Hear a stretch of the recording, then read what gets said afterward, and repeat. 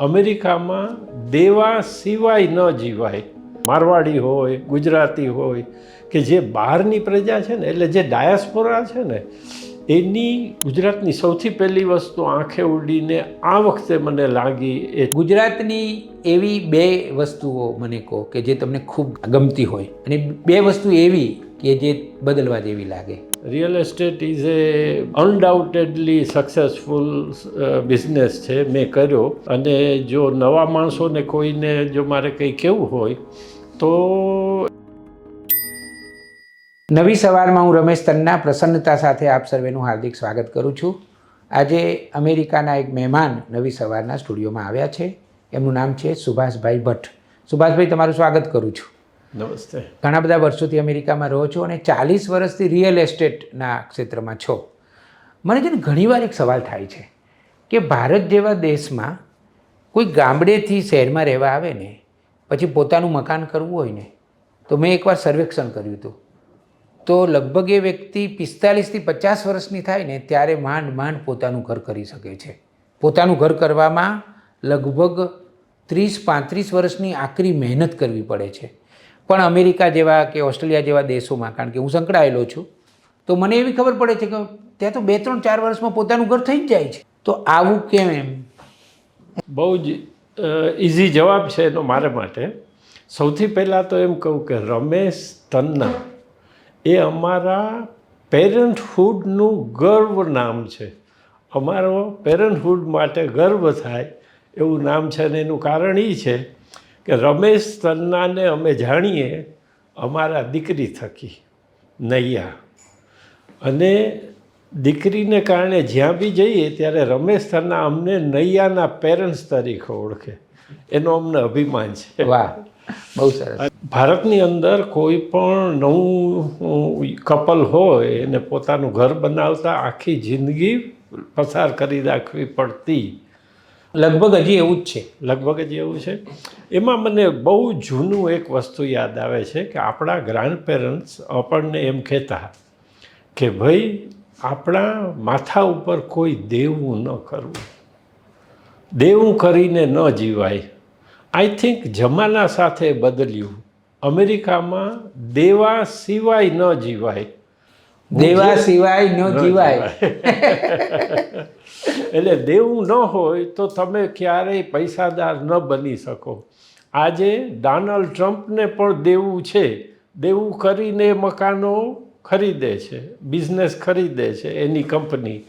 પોતે તો પ્રેસિડેન્ટ છે, પણ દેવું એ બહુ મહત્ત્વની વસ્તુ છે. એટલે તમારા ક્વેશ્ચનનો જવાબ એ થઈ શકે કે આપણા દેશમાં હજુ જો લોન ની પદ્ધતિ બરાબર ચાલુ ન થઈ હોય, આપણો જૂનો કોન્સેપ્ટ જો બદલ્યો ન હોય તો વાર લાગે. અને અમેરિકામાં એ કોન્સેપ્ટ નથી. ત્યાં એવું છે કે તમે સામાન્ય રીતે 20% ડાઉન કરો, પૈસા આપો, તો તમને 80%ની લોન મળે, પ્રોવાઇડેડ તમારી ક્રેડિટ સારી હોય અને આવક સારી હોય. સો આ રીતે અમેરિકામાં કોઈ પણ વ્યક્તિ બહુ જ ઝડપથી પોતાનું મકાન, પોતાનો ધંધો લઈ શકે છે. પણ સુભાષભાઈ, અમારા ભારતમાંય બેન્કો હવે ઘર ખરીદવું હોય તો 80%ની 90% આપે છે લોન. પણ એક સરખામણી હું કરું તો અહીંયા મકાનો બહુ જ મોંઘા છે. તમારે ત્યાં કેમ આટલા સસ્તા છે? મોંઘા અને સસ્તા કરતાં અહીંયા ટોટલ આવકના ઘણા બધા પર્સન્ટેજ તમારે મકાનમાં, એટલે રિયલ એસ્ટેટમાં બહુ જ નાખવા પડે છે. પોતાનું રેસિડેન્શિયલની જ વાત કરીએ, ઘરનું ઘર કરવામાં આંખે પાણી આવે છે અને 30-40 વર્ષની સતત કાળી મજૂરી કરવી પડે છે. અને એનું જોકે અમે અહીંયા અને ત્યાં એમ કમ્પેર કરીએ તો ભારત કરતાં 4 ગણો દેશ છે અમેરિકા. હા, જમીન બહુ છે. ક્ષેત્રફળ ભારત કરતાં 4 ગણું છે. એટલે ત્યાં જમીન સસ્તી છે ને ભારતમાં જમીન મોંઘી છે. વસ્તી ચોથા ભાગની છે અમેરિકામાં વસ્તી. એટલે કદાચ જે ભાવની દ્રષ્ટિએ કહો છો તો એ ફેક્ટર કામ કરે કે ભાઈ અવેલેબિલિટી ઓફ લેન્ડ અને ડિમાન્ડ બાય ધ પીપલ, એ બે વચ્ચેનો જે ગુણાકાર છે ને, એ અહીંયા ભારતમાં 4 ચોક 16 ગણો થઈ જાય. એ થઈ શકે. હા, એ વાત તમારી એકદમ સાચી છે કે ત્યાં જમીન ઘણી છે, વસ્તી ઓછી છે. અહીંયા આખા વિશ્વમાં સૌથી વધારે વસ્તી ધરાવતો દેશ ભારત છે, જમીન ઓછી છે અને લોકો વધારે છે. હવે એક સવાલ એ પૂછું કે અમેરિકામાં તો સ્વાભાવિક છે કે બધું ધોરણસર જ ચાલતું હોય છે. મારા એક મિત્ર બોસ્ટનમાં રહેતા હતા, હવે તો એમ કહેવું પડશે મારે, ડૉક્ટર અશોક પટેલ, એમણે 15 કરોડના ખર્ચે આહવામાં હોસ્પિટલ બનાવી છે આદિવાસીઓ માટે, અને એ આખા ઉપક્રમમાં હું પણ ડે 1 થી એમની સાથે જ હતો. એ એકવાર મને એવું કહેતા હતા કે રમેશભાઈ, ભારત અને અમેરિકા વચ્ચે તફાવત એટલો કે જો ભારતમાં તમે ખોટું ના કરો તો પૈસાદાર ના થઈ શકો, અને અમેરિકામાં એવું છે કે તમે ખોટું કરો તો પૈસાદાર ના થઈ શકો. હવે રિયલ એસ્ટેટમાં તો હવે તો પ્રમાણમાં પરિસ્થિતિ ધીરે ધીરે સુધરી છે એવું કહેવાય છે કે ભાઈ પહેલાં તો બ્લેક મની બહુ જ, ધોળા અને કાળા, બ્લેક એન્ડ વ્હાઇટ. અમેરિકામાં જે રિયલ એસ્ટેટનો તમે આટલો બધો બિઝનેસ પોતે પણ કર્યો છે, તો ત્યાં બધું જ પેમેન્ટ ચેકથી? બધું પેમેન્ટ ચેકથી. મારા ખ્યાલથી મેં એવું નથી સાંભળ્યું કે ત્યાં કાળા અને ધોળા એવું હોય. કોઈ લોકો હોય છે, વ્યક્તિ ખરી, માણસો ખરા, પણ પૈસો એ લીલો જ છે. Dollar is a green bill, એટલે પૈસો લીલો જ છે, એ કાળો નથી કે ધોળો નથી. મેં હજી સુધી એવું સાંભળ્યું નથી. હા, ત્યાં બી થોડું એમ કે પણ આપણે જેમ કાળા ધોળા કહીએ ને એવું નથી હોતું. જે કંઈક એવું કદાચ બિઝનેસમાં કોઈ એવું કરતું હશે થોડું ઘણું, પણ એ વ્યાપક, એ તો નજર ના લાગે એટલે કરવું પડે. આપણામાં ખબર છે કે કોઈ વ્યક્તિ એકદમ સરસ દેખાતી હોય ને તો કે ભાઈ થોડુંક કાળું ટપકું કરો, એટલે બધો બિઝનેસ બહુ મોટો ને સારો ચાલતો હોય તો એ બિઝનેસને નજર ના લાગી જાય એટલા માટે કેમ થોડું ખોટું કરી કાઢો એટલે નજર ના લાગે. અને કંઈક હશે ત્યાંની પદ્ધતિ બી જુદી છે. આપણે ત્યાં અમારે છે ને અમારી પોતાની આવકને સ્વેચ્છાએ બતાવવાની હોય છે, એટલે અમારે ડિડક્શન એટ સોર્સ ને એવું બધું છે ને બહુ ઓછું હોય છે. એ તો અમેરિકાની સિસ્ટમ તો જબરજસ્ત જુદી છે. હું 1.5 મહિનો અમેરિકા રહ્યો અને બધા શહેરોમાં ફર્યો, તો હું તો એકદમ અભિભૂત થઈ ગયો સિસ્ટમને જોઈને કે સિસ્ટમ સ્વયંભૂ બધા જ પ્રકારની એવી સરસ ગોઠવેલી છે કે દેશ આખો સિસ્ટમ ઉપર સ્વયંભૂ ચાલે છે. હવે અમારા ત્યાં શું છે કે અમારા ત્યાં તો સ્વયંભૂ શિવલિંગ હોય છે અને તમારા ત્યાં સ્વયંભૂ સિસ્ટમ છે. આટલો ફરક છે. એ શિવલિંગો ફક્ત બહાર જ ન રહેતા, ચારે બાજુ પેલા થઈ જતા હોય છે. એટલે કોઈની ધાર્મિક ભાવનાને ઠેસ પહોંચાડવાનો નથી અર્થ, એટલે નવી સવારના પ્રેક્ષકોને ખોટું ન લાગી જાય, પણ આ તો ખાલી એક વાત એવી છે કે ત્યાં ધર્મ છે એ જીવનમાં પણ છે. બધું જ તમે જોયું ને કે બ્લેક એન્ડ વ્હાઇટ નથી કશું, બધું લીલું, ડોલર લીલો છે તો લીલો જ છે. હવે મારે એક સવાલ એ પૂછવો છે કે અમેરિકાના ઘરો મોટાભાગે લાકડાના કેમ હોય છે? મેઇનલી હવામાન અને ભૌગોલિક પરિસ્થિતિ બે દ્રષ્ટિએ. હવામાન એવું છે કે ઠંડી પડે અને અમુક પ્રદેશ એવો છે કે જ્યાં ગરમી હોય, એટલે પહેલેથી જ લાકડાના બને તો એની વચ્ચે એને ઇન્સ્યુલેટ કરી શકાય. પ્લસ અમુક એરિયામાં, દાખલા તરીકે હવે હું કેલિફોર્નિયા રહું છું, 40 વર્ષ શિકાગોમાં રહીને હવે હું રિટાયરમેન્ટમાં કેલિફોર્નિયા રહેવા આવ્યો છું, તો ત્યાં ધરતીકંપનો પહેલો છે. એટલે આ બધી એવી ઘણી વસ્તુઓ છે કે જે પહેલેથી જ, આઈ થિંક યુરોપમાં બી મેઇનલી મકાનો લાકડાના બનેલા હોય છે. હવામાન મેઇન હવામાન. સુભાષભાઈ, અમેરિકામાં શિકાગોમાં હું લગભગ અઠવાડિયું રહ્યો. અમારા યજમાન હતા પરાગભાઈ પરીખ અને સેજલ પરીખ, અમને ફરવા લઈ ગયા. તો શિકાગોના જે ગગનચુંબી ઇમારતો મેં જોઈને, બાપરે બાપ, મારી તો આંખો ચાર થઈ ગઈ. અને મને એવું જણાવવામાં આવ્યું કે એક સમય એવો હતો કે અમેરિકામાં આ બધું જ આખું આ નવું શિકાગો થયું છે. એક સમયમાં એટલી બધી કંઈક આગ લાગી હતી કે એવું બહુ જ મોટી આગ લાગી હતી, પણ આમ જાણે કે કોઈ જંગલમાં ઝાડ ઊભા હોય ને મોટા મોટા એવા, એટલી બધી ઇમારતો એકસાથે. એક પેલી 102 માળવાળી ઇમારત છે, એમાં તો અમે લોકો ગયા હતા પણ ખરા, એનું કંઈક નામ હવે બદલાઈ ગયું છે, સિયર્સ ટાવર. હા, એમાં પણ અમે ગયા હતા. ઓરિજિનલ નામ સિયર્સ ટાવર. પણ આ જે કન્સ્ટ્રક્શન છે આ લોકોનું જબરજસ્ત છે. એના પાયાઓ બી મજબૂત હોય છે, આ 102 માળ સુધી થઈ શકે, અને સ્ટીલ ગર્ડર્સ ઉપર બનાવવામાં આવે છે. પણ આવા કન્સ્ટ્રક્શનને બી જો ગરમી છે પીગાડી શકે છે લોખંડને બી. અને વર્લ્ડ ટ્રેડ સેન્ટર એનો નમૂનો છે કે વર્લ્ડ ટ્રેડ સેન્ટરના બંને ટાવર્સ એટલા જ મજબૂત, એટલા જ ઊંચા હતા, પણ જે પ્લેન્સ અંદર ઈંધણથી ગરમી પેદા કરી એને કારણે એ પડી ગયા. સુભાષભાઈ, ગામડાના કોઈ વ્યક્તિને સવાલ થાય ને, એવો સવાલ મને થયેલો. આ બધા હું ન્યુયોર્કમાં ગયો ને બધે ગયો, તો મેં કહ્યું આટલી બધી જમીન છે અમેરિકા પાસે, તો ઉપર શું કેમ જાઓ છો? આજુબાજુમાં પ્રસાર કરો ને. એટલે દરેક સિટીના તમે જો કહો તો સેન્ટર ને ડાઉનટાઉન કહીએ. હા, ડાઉનટાઉન દરેક મોટા, અને ડાઉનટાઉનનું બહુ મહત્વ પાછું. ડાઉનટાઉનનું મહત્વ. બધા વાતો કરતા હોય ને તો ગમે તો ડાઉનટાઉનમાં ગયા હતા, અમે ડાઉનટાઉનમાં ગયા હતા. એટલે આમ એક ડાઉનટાઉન એક તો બહુ મહત્વની જગ્યા. એવી જ રીતે યુરોપના કોઈ પણ દેશમાં જાઓ તો એને સેન્ટ્રુમ કહીએ, CENTRUM, સેન્ટ્રુમ એટલે ડાઉનટાઉન.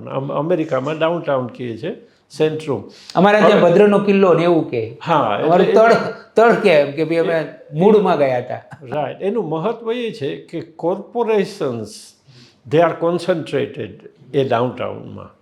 એટલે જે મેજર બિઝનેસ એક્ટિવિટી છે ને એ સેન્ટરમાં થાય, અને એક માણસને 10 માઇલ 5 માઇલ દૂર નથી જવું એના કોર્પોરેશનના કામ માટે. અને એ એક જાતની હવા થઈ કે oh, I live in downtown. એટલે એ વર્ટિકલ બધા જવા માંડ્યા, કારણ કે downtown after all it's a limited space. અને આમે વિકસિત દેશોને તો ઉપર જ જવાનું મન થાય ને. એ શું કહું, વિકસિત દેશ તો એવો જ વિચાર કરે ને કે અમે ઉપર જઈએ, જેટલું જવાય એટલું ઉપર જઈએ. એટલે બીજો એક સવાલ મારે તમને એ પૂછવો છે સુભાષભાઈ, કે આ જે બહારના લોકો આવે છે, કારણ કે દાખલા તરીકે એવું કહેવાય છે કે ન્યુયોર્કમાં 160 દેશના લોકો રહેતા હશે, અને અમેરિકા મૂળ અમેરિકનોનો તો દેશ જ નથી, ઇમિગ્રેશનનો જ દેશ છે, ઇમિગ્રન્ટનો જ દેશ છે એવું કહેવાય છે. તો આ બધા ભેગા થાય, આખી સંસ્કૃતિઓ ને વિચારો ને વ્યક્તિઓ ને, એને કારણે શું અસર થાય? મેઇન અસર તો છે કે જે પોતપોતાના જગ્યાએ જ રહી અને ઓર્થોડોક્સ વિચારોથી જે ટેવાયેલા હોય એ ત્યાં ન ભેગા થાય. એટલે મેઇન જ્યારે તમે જુદી જુદી વસ્તુઓ ભેગી થાય, અને ધે આર ઓલ ડાયસ્પોરિક, મીન્સ કે બહારથી આવેલા. આજે મને વિચાર આવે છે કે જે લોકો બહાર નથી ગયા એવા મહારાષ્ટ્રના લોકો શું કામ કરે છે ત્યાં ને ત્યાં રહેલા, કે જે બહાર ગયા જ નથી, એ લોકો ઘર ઘાટી છે. પણ જે લોકો બહાર ગયા, મારવાડી હોય, ગુજરાતી હોય, કે જે બહારની પ્રજા છે ને, એટલે જે ડાયસ્પોરા છે ને, એની કારણે ઉન્નતિ છે જુદી જ જાત. એકદમ સાચી વાત. ડાયસ્પોરા ઇઝ એટલે બહારના જે માણસો છે ને એ જૂની રૂઢિ, જૂની સંસ્કૃતિ, જૂની શબ્દ તો એ કહી શકાય કે સંકુચિતતા, એ ત્યાં ન રહીએ, અને કંઈક બધામાંથી સારું સારું ભેગું થાય, સરવાળો થાય, સારાનો સરવાળો થાય, અને એને કારણે અમેરિકા મહાસત્તા બની શકે. અને આમે કહેવત છે ને કે ફરે તે ચરે. અને બીજી પણ એક સરસ કાવ્ય પંક્તિ છે કે ઘર છોડી જનારને મળતી વિશ્વતણી વિશાળતા. એટલે આ બધા ગુજરાતીઓ 129 દેશોમાં ગયા, એને કારણે ગુજરાતીઓ આટલા બધા આગળ આવ્યા. અને એવી જ રીતે બીજા દેશોના બધા પોતપોતાની સંસ્કૃતિનો ત્યાં જે કંઈ સારું સારું લઈ આવે એનો સરવાળો થાય. બરાબર છે. એટલે એને તો છેવટે તો ફાયદો જ છે. અને ઓમ જોવા જાય તો થોડી સાંસ્કૃતિક ક્ષતિ રહેતી હશે. આપણે જેને સંસ્કાર કહીએ છીએ એ જરા ઓછા જોવા મળતા હશે, પણ કંઈક એનો બીજો સિક્કાની બીજી બાજુ સારી હશે. વિનોબા ભાવે સંસ્કૃતિની વ્યાખ્યા એવી આપી છે કે સમયાંતરે જુદી જુદી કૃતિઓ પ્રગટતી રહે, પછી જે કૃતિ સ્થાયી થઈ જાય એને સંસ્કૃતિ કહેવાય. આ વિનોબાની અદ્ભુત વ્યાખ્યા છે. પણ પછી સમયના પ્રવાહમાં બધું સંસ્કૃતિએ પણ પોતાનું, અને સંસ્કૃતિએ પોતાને પણ સાબિત કરવી પડે છે સમયના પ્રવાહમાં. જો એ સમયના પ્રવાહમાં પોતાની સાબિત ન કરી શકે તો હચમચી જાય, ઢીલી પડી જાય, અને નવી પાછી વિનોબા કહે છે એમ નવી કૃતિ પ્રગટ થાય. જે વ્યક્તિએ 40 વર્ષ અમેરિકામાં રિયલ એસ્ટેટ સાથે ગાળ્યા છે એવા સુભાષભાઈને મારે સવાલ પૂછવો છે કે તમે અમદાવાદમાં અને બધે ગુજરાતમાં ફરો છો, તો અમારી આધુનિક ઇમારતો વિશે તમારો પ્રતિભાવ શું છે? અહીંયા એવું ડેવલપમેન્ટ થઈ રહ્યું છે કે જે અત્યારે હું આ વખતે તો હું 3 વર્ષ પછી આવ્યો, પણ એવા બધા ચેન્જીસ થઈ રહ્યા છે કે એમાં સ્પેશિયલી તમે આધુનિક ઇમારત માટે કહો છો કે જેની ડિઝાઇન છે. દાખલા તરીકે હું ગિફ્ટ સિટી જોવા ગયેલો, સચ એ વન્ડરફુલ કોન્સેપ્ટ. ગિફ્ટ સિટીનો જે કોન્સેપ્ટ છે એ જબરજસ્ત છે. એ નરેન્દ્ર મોદીનું વિઝન છે, એ વિઝન એમનું. અને એવું જ બિલ્ડિંગની અંદરના બધા કંટ્રોલ્સ, એનું મેનેજમેન્ટ, આ જ વસ્તુ તમે કોઈ પણ એક અહીંયાનું કોર્પોરેટ ટાવર જોવા જાઓ અમદાવાદનું, તો એ જ ફેસિલિટી કદાચ જુદા કોન્સેપ્ટથી પણ એ મળે ખરી. આજે તમારા આવા સરસ મજાના સ્ટુડિયોમાં બેઠો છું, કાચના બધા ચારે બાજુ દિવાલો છે, એર કન્ડિશન છે, કોઈ પણ અવાજ નથી અહીં આજુબાજુ આવતો. તો આ બધું ઇટ્સ એ પાર્ટ ઓફ સચ એ ડેવલપમેન્ટ. અને એ છેલ્લા હું માનું છું 5-10 વર્ષમાં તો સ્કાય રોકેટ થયું છે. એટલે બરાબર દિશા બરાબર છે, દિશા બરાબર છે, ઉર્ધ્વગામી. ગુજરાતની એવી 2 વસ્તુઓ મને કહો કે જે તમને ખૂબ ગમતી હોય, અને 2 વસ્તુ એવી કે જે બદલવા જેવી લાગે. ગુજરાતની સૌથી પહેલી વસ્તુ આંખે ઉડીને આ વખતે મને લાગી એ ચોખ્ખાઈ. યસ, મને અમદાવાદમાં જ્યારે બી એરપોર્ટમાંથી બહાર નીકળીએ, પહેલાં બ્રિજ ઉપર વોક કરતા હોય ને, ત્યાં બહારથી ફિનાઇલ અને પેલી કૂડા કચરાની વાસ આવે ને, એ આ વખતે મને ક્યાંય નથી આવી. આજે મારો 30 દિવસ પૂરા થયા, 30 દિવસ ઉપર થઈ ગયા અમારે અહીંયા ગુજરાતમાં અને બહારે ફરતા. હમણાં જે રિઝલ્ટ આવ્યું, આખા ભારતના બધા શહેરોનું સ્વચ્છતાનું એક કોમ્પિટિશન હોય છે, ભારત સરકાર હવે દર વર્ષે કરે છે, તો એમાં અમદાવાદને નંબર મળેલો છે, પહેલો નંબર મળેલો છે. મળવા જેવો છે, ક્યાંય પણ એવો કચરો જમા થયેલો નથી દેખાતો.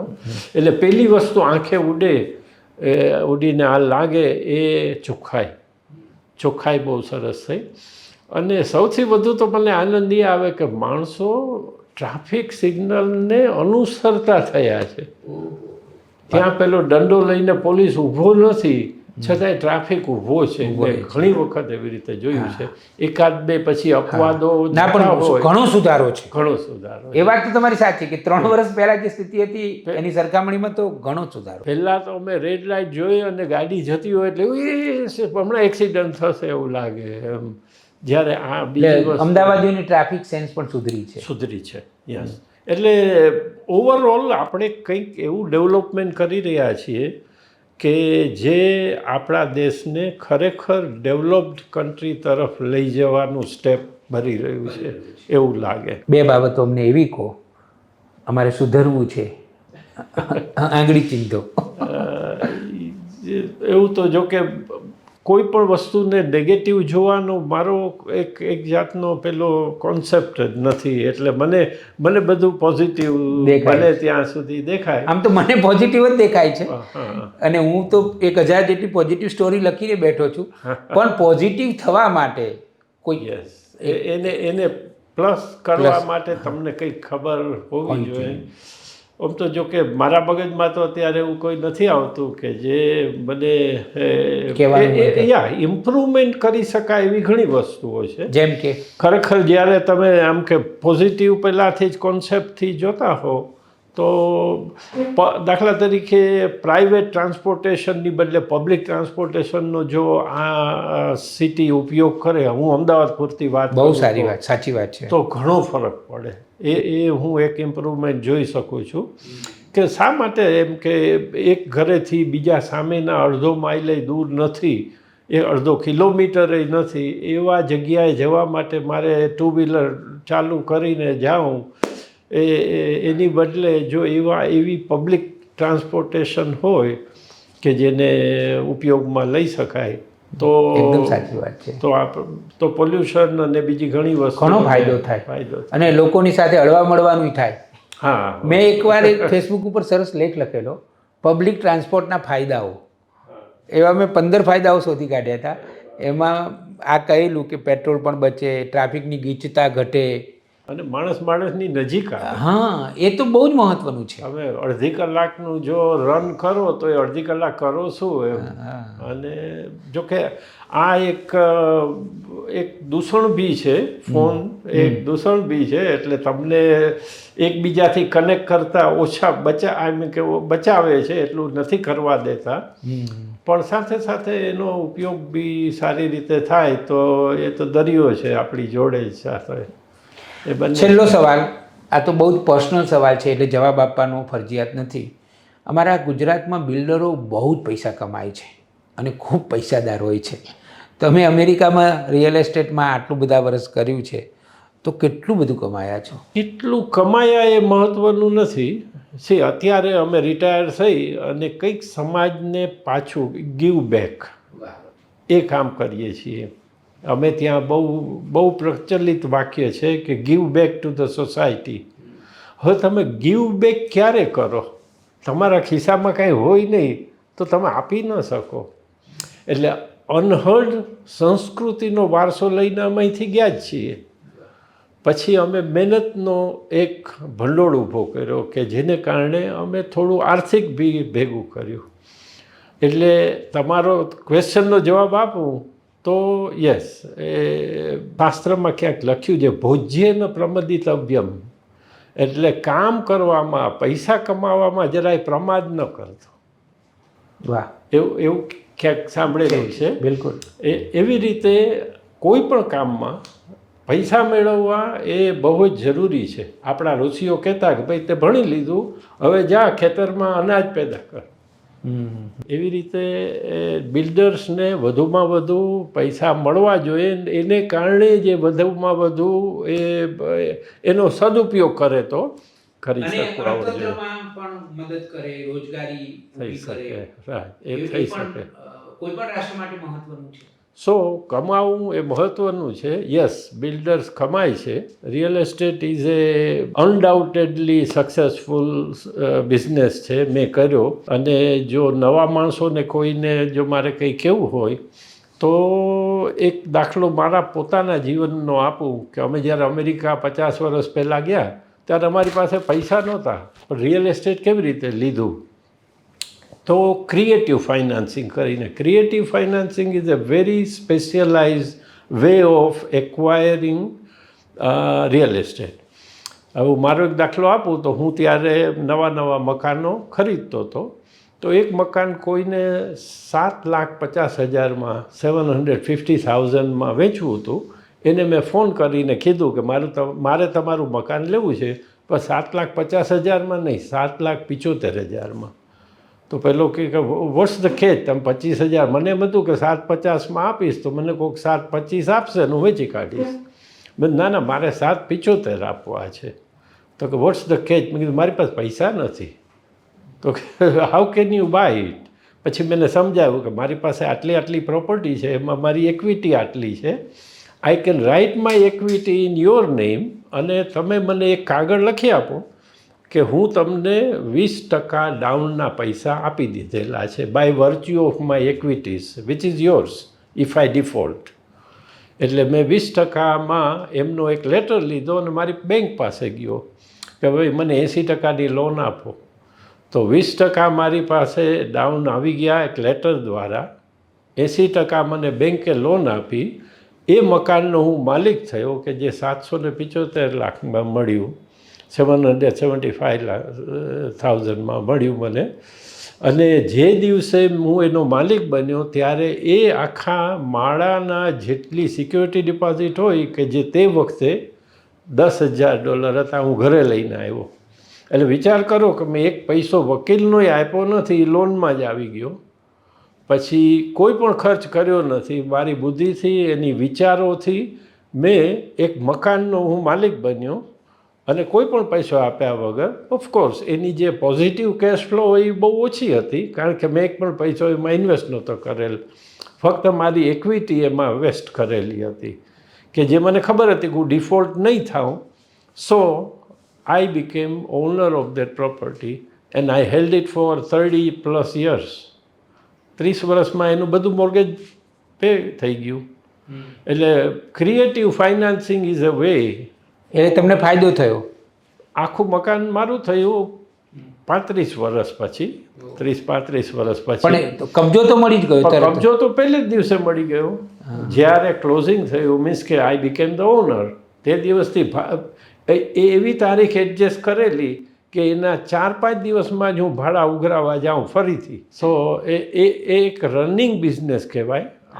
અમારે ત્યાં છે ને રેન્ટ ટેક્સ નથી, એટલે ભાડુતોને તમે બહુ ઇઝીલી કાઢી શકો. એટલે rental is A big business. એટલે આપણે કહીએ છીએ ને કે ગુજરાતીઓ બહુ ઇન્ટેલિજન્ટ હોય છે, તો એ વાત એક ઉદાહરણ આપીને સુભાષભાઈ પાસેથી આપણે સાંભળી. સુભાષભાઈ, તમારી સાથે તો ઘણી બધી વાતો કરી શકું. તમને અભિનંદન આપું છું કે તમે અને તમારા જીવનસાથી બંને એ મળીને જે એક સરસ જીવન જીવી રહ્યા છો. તમે બંને, તમારા બંને સંતાનો ખલન અને નૈયા, એ બંનેનો પણ ઉછેર સરસ રીતે તમે કર્યો અને તમે ભારતીય સંસ્કૃતિ સાથે, ભારતીય માતૃભૂમિ સાથે બહુ જ સારી રીતે જોડાયેલા છો અને રવિશંકર મહારાજ કહેતા હતા એમ ઘસાઈને ઉજળા પણ થઈ રહ્યા છો. તો આજે તમે ઉજળા થઈ રહ્યા છો એ ભાવનાને વંદન કરું છું અને તમે નવી સવારના સ્ટુડિયોમાં આવ્યા એ માટે તમારો આભાર માનું છું. Thank you.